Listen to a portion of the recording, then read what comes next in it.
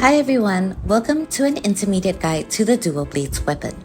Sorry about the 14-day hiatus from my channel, just life things, and I had also been going ham with the recent Monster Hunter Now events. But I'm so happy to be back with an intermediate guide for the dual blades. I've got so much to share with you, and while we're on our way in, if you like what you see, do remember to leave a like. This video is for anyone that is trying to main the dual blades or is transitioning to the weapon. If you're new to the weapon, check out my beginner's guide video, link is in the description box. In this video, we will be covering where the dual blades fall on the weapons tier list, practical gameplay tips and how to tap your screen, advanced use of demon mode, advanced use of heavenly blade dance, what to build for raw setups plus DPS comparisons, what to build for elemental setups plus DPS comparisons, and my secret special build. I wish I had the resources to experiment more with all builds and weapons, but poor me couldn't afford it, so I will be using gameplay and footage from Japanese hunters. Huge shout out to Japanese hunter at Anit Games for awesome gameplay. Without further ado, let's get into it. Dual blades on the weapons tier list. I'd like to start by announcing some very good news for you DB mains that the weapon is being rated as an S tier weapon. From my own personal testings, I had also realized that the DB was an extremely hard-hitting weapon, and in my beginner's guide, I instinctively concluded that it out-DPSs most other weapons. This tiering has been derived from the Japanese, and so I find it extremely credible, but most of all, just quite verifying of my own suspicions. Lightbowgun mains, don't be too disheartened at where your weapon lies on the tier list. The game is new and there are lots more features that haven't been added. Features that will affect your damage output, like gun mods, decorations, buffs, or accessories, and whatnot, like in regular Monster Hunter games. Furthermore, I'm sure the devs are listening and will strive to make things more balanced. So take this tier list with a pinch of salt, as things can change at any time. Practical gameplay tips and how to tap your screen. In this section of the video where I introduce you to some practical gameplay tips, I'd like to preface by stressing that the DB deals a lot of damage naturally, so stay patient and focus on the monster and your positioning. The number one rule with the dual blades is do not get greedy. It is really tempting to sneak in a couple more attacks with this fast-hitting weapon, but you have to be careful as you're going to face many instances where you're locked in combo animation, especially when you're in demon mode. It's even more important for the advanced playstyle that I will be talking about later. So just remember this. Safety first, you do not need to be going through a ton of potions with this melee weapon. For the dual blades, you have no countering option, so you basically have to dodge everything perfectly. So how do you get so good at dodging that nothing can ever touch you? In non-demon mode, you can practice the double tap rule. This will get you into the rhythm of the weapon in regular mode, as attacks strike twice and you will only be locked in animation for a duration of 2 hits. During your 2-hit combo, you cannot dodge. So what you can do is tap with intention. Double tap, hold, double tap, hold. When you consciously hold for that microsecond, you are staying ready to dodge whenever you need to. This is what it means to tap with intention. In demon mode. Now, in demon mode, your attack combos are much longer than in regular mode. This is where you can practice the 4 taps and swipe rule, where during the 4 taps, you will complete just one combo. So 4 taps, swipe, 4 taps, swipe. 70 to 80% of your playstyle in demon mode should kind of look like one combo, evade attack, one combo, evade attack. The rest of the 20 to 30% is probably situations where there are small openings, like if the monster staggers, has a part broken, or is standing still, or when it does a mini raw, which would give you more allowance to enter into another combo. This playstyle is applicable to all monsters, and is especially useful for typically fast-moving monsters like Tobi Kadachi, Barioth, and Zenoga that have very quick consecutive attacks. Of course, your evade attacks do less damage than regular demon mode combos, especially since you will not be targeting a weak spot during an evade attack. In fact, you might be moving away from a weak spot that you're locked onto. So whenever you know what you're doing, also keep looking for windows to enter into another attack combo for that extra damage. Advanced use of Demon Mode. Now, this is quite an advanced playstyle that can be challenging to multitask at first, but once you practice looking at the visual cues and hearing audio cues of Demon Mode activation and deactivation, you should be able to get a hang of it. You will want to use Demon Mode as soon as possible every time. This means as soon as your Demon Mode has deactivated, you immediately try and activate it again, without waiting for any amount of stamina regen. Basically, you don't want to be wasting any time not being in Demon Mode. The rationale behind this is that your total DPS output is going to be a lot higher, and you're going to be able to charge your special faster.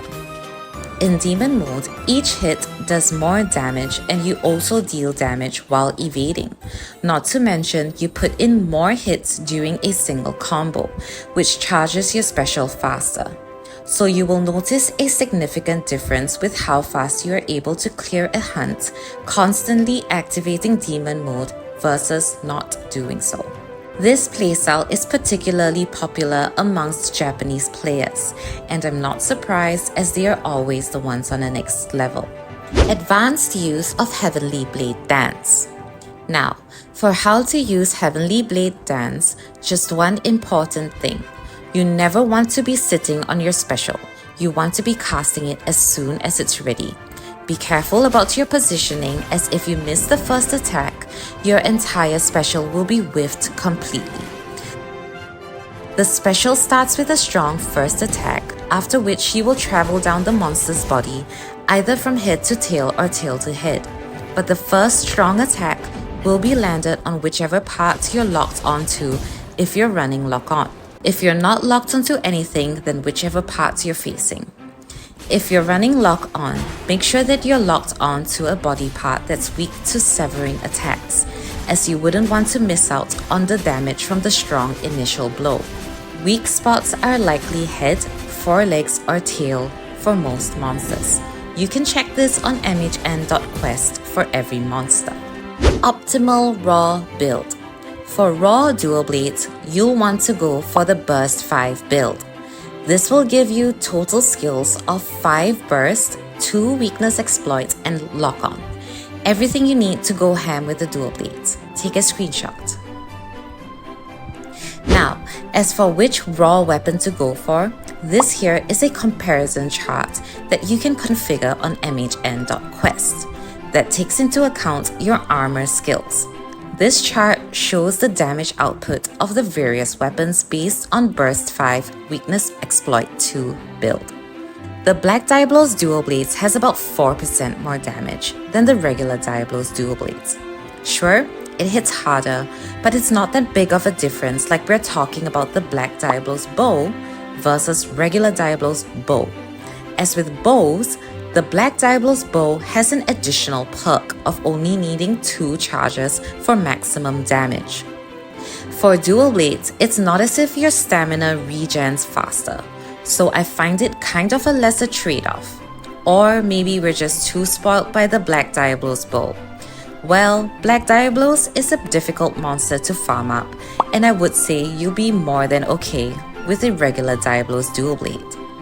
The weapon already hits really hard, and with just a 4% difference and no additional perks, don't stress too much unless you're well farmed or intending to farm Black Diablo's mats. And just for the sake of comparing the other raw dual blades, Kulu dual blades are the weakest, while Banbaro comes up just above it. Conclusion here is, if you're serious about dual blades, go for regular Diablo's dual blades, which are more than good enough. And if you're casual, why not do Banbaro dual blades? This monster can be found quite commonly, so it's easy to farm for you to get the weapon going. Elemental builds. Basically, you're going to want to stack Elemental Attack 5 with Critical Chance. All best elemental builds outdamage raw builds by quite a bit. They are ultimately the end game, but of course take a lot of grind. So going for a raw setup first makes a lot of sense while you're grinding out for elemental sets. Optimal fire build. This will give you total skills of 5 fire attack, 2 weakness exploit, and 2 critical eye. Take a screenshot. Just for your information, here is a comparison chart of other possible fire element builds. In the first one, swapping out your Kulu boots to get 1 burst from Zinogre. In the second one, swapping out your Kulu boots for 3 weakness exploit using Rathalos boots. These alternative builds don't rate as well as critical eye 2 from Kulu boots. Optimal water build. This will give you total skills of 5 water attack, 1 critical eye, 1 burst, and a delicious lock-on. Take a screenshot. Now, for the water build, you'll have the extra benefit of lock-on from your helm. Very nice. I honestly didn't want to bring this up, but there is an alternative build of running 0 burst but 3 crit eye by swapping out the grade 6 Radiant Coil for a grade 6 pink Radiant Coil. The problem with this alternative build is not only does it involve farming pink Radiant, it's only stronger than the other build by 1 damage point. Now, that is very cursed, so I do not recommend unless you somehow already have the pink Radiant Coil. The grade 6 Radiant Coil is an easy build, so go for that for your water setup. Optimal Thunder build. This will give you total skills of 5 thunder attack, 1 critical eye, 2 weakness exploit, 1 burst, and a delicious lock-on. Take a screenshot. With the thunder build, you also get lock-on. Very nice. Okay, so this is pretty much the best thunder element set. And if you've not yet farmed up enough Zinogre materials for both the grade 6 gloves and boots, just run grade 6 Radiant gloves for 2 burst and grade 6 Kulu boots for 2 crit eye. You'll only be at 2 thunder attack with this build, but in total, your damage output would be just about equivalent to the best raw setup that I had mentioned earlier in this video. So you're going to be just fine while you're working to get more thunder attack. If you already have a burst 5 weakness exploit 2 build, like in raw setups, that's going to be good as well. And of course, for any whales that are lurking amongst us, the Zinogre Thunder Weapon out-damages Toby Kadachi Dual Blades, so you can choose to ka-ching for that. Optimal Ice build. This will give you a total skills of 5 Ice Attack, 2 Weakness Exploit, 2 Critical Eye, and 1 Divine Blessing. Take a screenshot. Unlike Thunder and Water, you won't get lock-on with Ice build. Fire and Ice meets kind of a sad fate. Well, not to worry, the Legiana Dual Blades has the highest base stats than the other elemental weapons, except Zinogre, so you will be just fine. If you absolutely want to run lock-on, you can swap the Legiana helm out for grade 4 Kulu helm, swap your Rathalos chest for grade 6 Berioth chest. In this build, you would be running Elemental Attack 5 with Critical Eye 3. It has about 4.5% less total damage output, but I suppose you get to lock on to the weak spot. So maybe the trade-off could be worth it. I think this depends on your playstyle. Alright, that's all I have for elemental setups. Before I end this video, I have a secret special build. So, a little bit of theory crafting and fun. This is a special build that is all about Heavenly Blade Dance, charging up the special and dealing high damage with it. This build uses the bone hatchets. That is an event weapon. You can craft it with just one 2024 weapon ticket. Rest of the materials required are, you guessed it, lots of bones, and some godbugs mostly. It's pretty cheap, all things considered. We want the bone hatchets for an extra point in concentration at grade 4. In total, with the armors, you'll get Special Boost 5, Skyward Striker 2, and Concentration 3. Special Boost 5 will get you 30% more damage on Heavenly Blade Dance.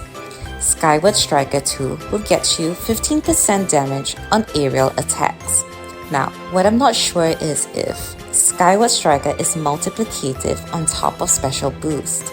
So instead of dealing just 1.45 times damage with your special, you'll deal something like 1.5 times damage. I know the difference seems small, like just 0.05 times, but the gap will get bigger if you're dealing with higher attack power.